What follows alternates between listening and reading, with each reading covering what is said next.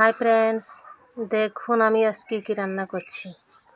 আমি রান্না করছি, এখানে আছে কাঁকরোল ভাজা করব, আলু ভাজা করব, কাঁচকলা আলুর তরকারি, লতি দিয়ে কাঁঠালের বিচি দিয়ে শুটকি দিয়ে ডালের বড়া করব, আলু সিদ্ধ করেছি, আলুর ভর্তা বানাবো।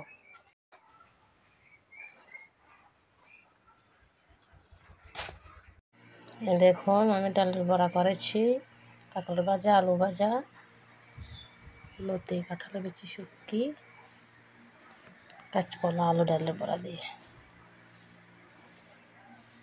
আলু সিদ্ধ।